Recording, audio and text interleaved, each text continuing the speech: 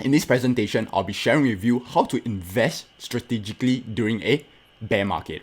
Right, so yeah, I like to make a quick disclaimer first. So all opinions are my own and do not constitute any financial advice in any way whatsoever, right? So make sure you perform your own research before making any financial decisions, especially in the stock market, because in the stock market is real money involved and it's your own hard-earned money, right? So make sure you do your own research first before making any financial decision.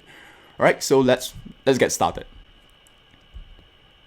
Okay, so this is a quick update on the number of cases of coronavirus in the world. So these are the top 10 countries that has been affected by the coronavirus. So as you can see, the US is number 1, then followed by China, Italy, Spain, Germany, and so on, right? So yeah, so this is just like a quick update on the number of cases in the US, right? So if you take a look at this chart, what will you naturally think will be happening in the stock market? The stock market is probably going to be doing very badly during this period, right? Because now the US has overtaken China in terms of the number of cases. So you assume that the stock market is doing pretty bad, right? All right, so let's take a look at how the stock market is actually doing. Right, so this is the SPY. So the SPY is the US ETF. So the US ETF tracks the US stock market as a whole, right? So you can see the US stock market has actually fell by quite a fair bit. But can you see that in recent days, the stock market has rebounded quite a fair bit in midst of the worsening coronavirus situation in the US? How is the US stock market actually like rising during this period? It doesn't make like logical sense, right? There are quite a number of factors behind it, and then we'll take a look at one of the factor that caused the US stock market to actually rise during this period, right? And I'll be sharing my views about the US stock market later on in this presentation. Right, so for now, you just need to know that like the US stock market has fell by quite a fair bit, but in recent days, in the recent past 3 days, the US stock market has actually posted 3 days of consecutive gains in the market, right? So as you can see, 1, 2, and 3. So the US stock market has risen for 3 consecutive days, and that's quite significant, especially during like a period like this, right? So what's the one reason or factor that has been causing like the increase in the stock market, even though like the US is experiencing like increasing number of coronavirus cases, right? So the one of the factor that go behind it is the $2 trillion stimulus plan that the Senate has approved.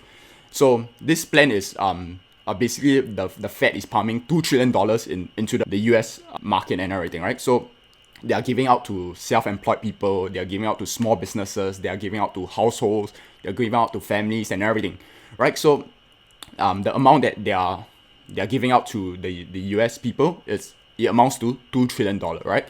Just a quick thing to take note is that 500 billion out of this $2 trillion stimulus plan is actually going to mainly large businesses. So 500 billion is mainly going to large businesses, right? So that's like one thing to take note. Okay, so that's like that's one of the factor that has actually made the US stock market rise in the past couple of days, right? In fact, before this bear market has take place, the US stock market has actually gone on for its longest bull market run in history, right? So in the history of the US stock market, the previous bull market has been the longest in its history. So it started back in around 2009 and it ended only recently, which is in 2020. So it has gone on a bull market run for the past 11 years, right? So that is the longest bull market run in its history. All right, so the stock market needs to rest once in a while, right? So it needs to rest and recharge once in a while before it can go on to its next run, right? The US stock market has not actually like rested or recharged for the past 11 years, right? So a bear market's been coming, right? So like the bear market has been long overdue, and then it finally came. To give this an analogy, right? So think of the stock market as kind of like a human, right? So humans all like we are out and about like during the day and everything, but like at night we need to rest and recharge, right? So I mean, sure, there are certain days that we can go without sleeping, but after a while we all need to rest and sleep to recharge our energy and batteries, right? So the same thing goes with the stock market. So the stock market can rise for extended period of time, but once in a while it needs to rest and recharge. So when it rests and recharge, we say that the market is either doing a small correction or a bear market, right?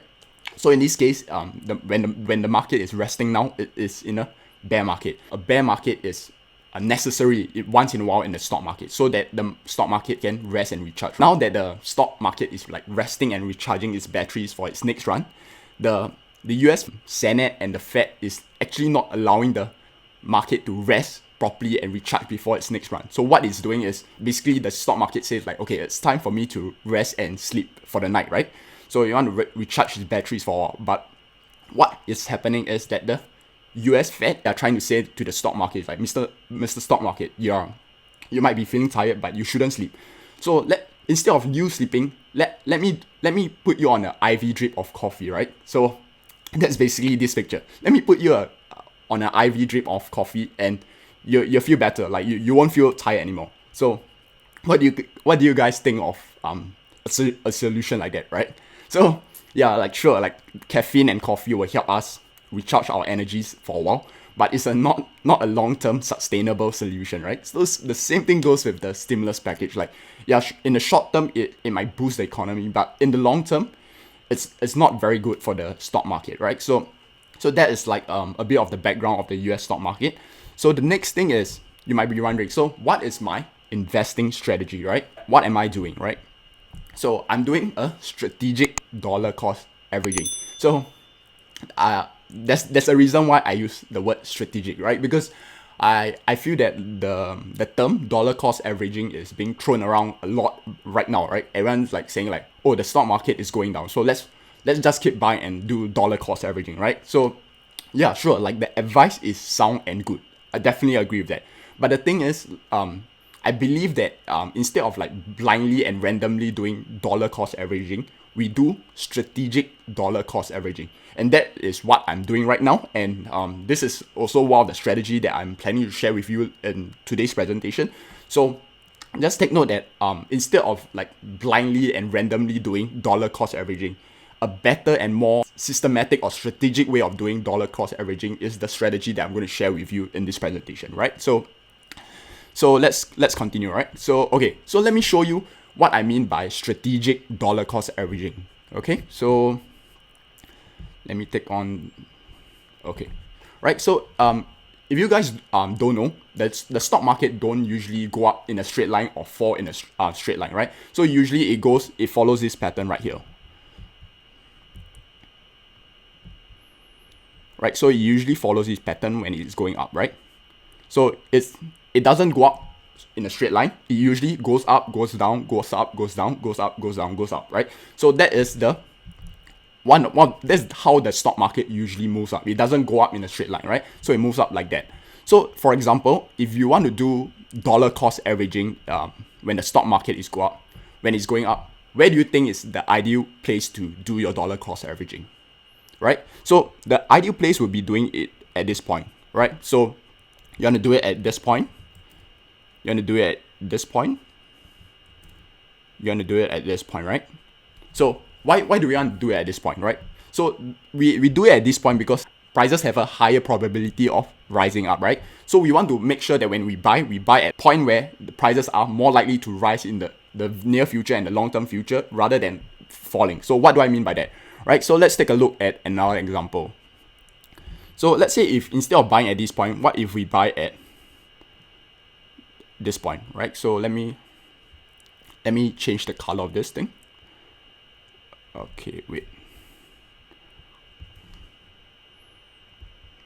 Right, so let's say if we bought it at here. We bought it here. We bought it here, and we bought it here. Which one would you rather invest and buy during this uptrend? You want to buy at the points in blue, right? Why? Because when you dollar cost averaging, you can see that on average, if we buy at all the blue points, we are buying at a lower price compared to all the red points, right? So that is for an uptrend. So in the downtrend, the same thing applies also. When the market is on the downtrend, it doesn't go down in a straight line. It goes down, up, down, out, down, out, right? So let me show you what it means by that. Right, so the market goes like that. It goes down, then it goes up, goes down, goes up, goes down, goes up, and so on and so forth, right? So that's how a market usually moves, right? It doesn't go down all the straight way. So in this case, how you want to do your dollar cost averaging, right? You want to do your dollar cost averaging this point here, this point here, right? So you want to do it at all those points. Why? Because if you do it here, prices are likely to rise in the future. That's one thing. But if you do it, let's say if you, instead of doing there, you do it like at this point here. And then you do it at this point here. And lastly, you also do it at here. So which makes more sense for you? If given a choice, like let's say if you know how to do it, both ways, which ways you want to do? You want to do it at the blue point, right? Why? Because at every blue point, can you see that you are buying at a lower price compared to the red points, right? So that's the point that I'm trying to make. I want to share with you this strategy on how to invest and do dollar cost strategically, such that whenever you invest or you do your dollar cost averaging, you're more likely to do it at the blue point rather than the red point, right? So let me show you an example of me doing my dollar cost averaging, right? So this is for my investing account. All right, so if we take a look, Microsoft.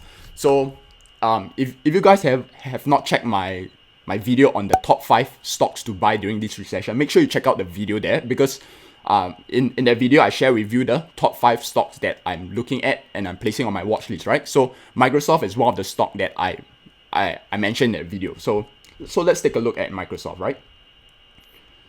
So okay, so I'm gonna be very transparent with you guys, right? So I'm gonna show you exactly the point that I bought the Microsoft stock, right? So I'm gonna show you full 100% transparency.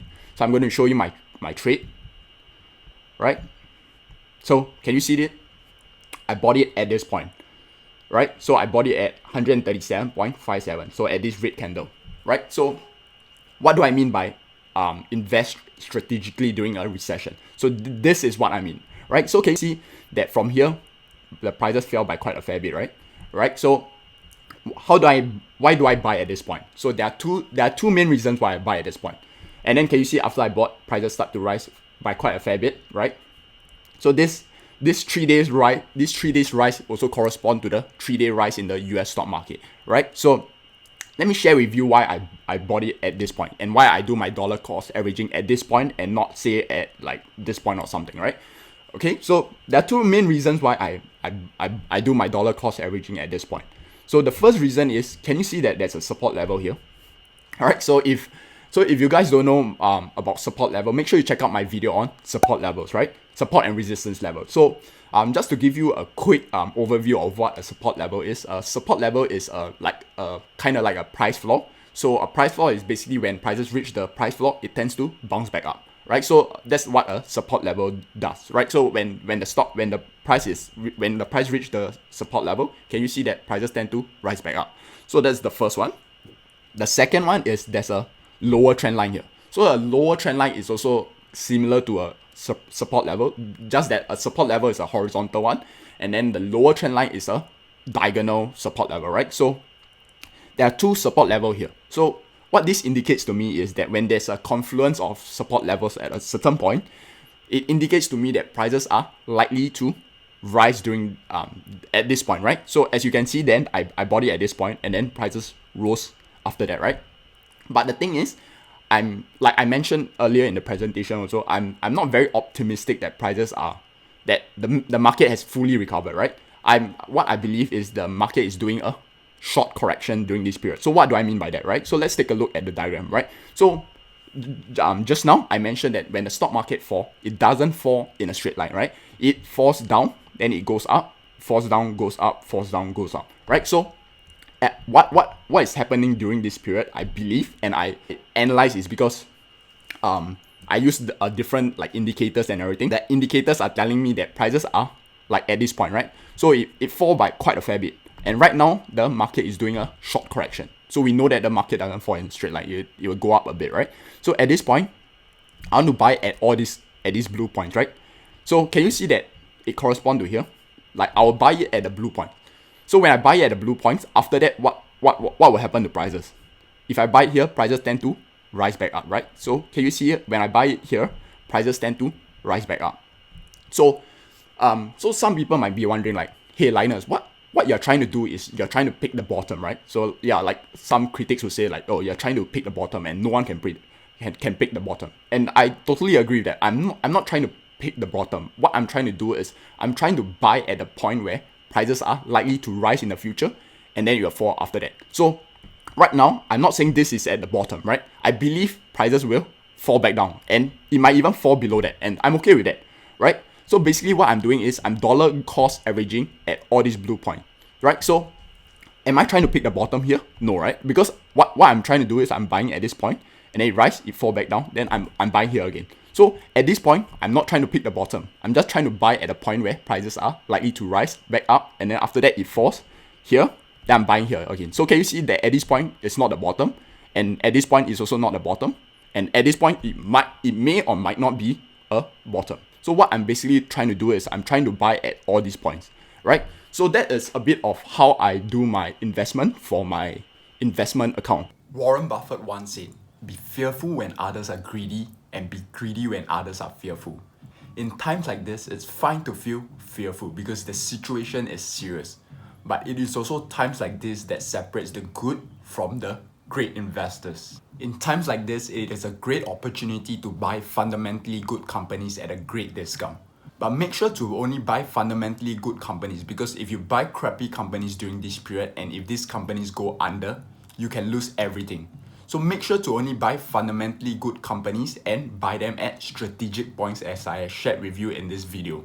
So if you have liked this video and have learned something from it, make sure to give it a thumbs up and subscribe to my channel, because each week I release one new video about investing, trading and the stock market. So while you wait for the next video to come out next week, make sure to check out my video on the top 5 stocks to buy during this recession on the next page.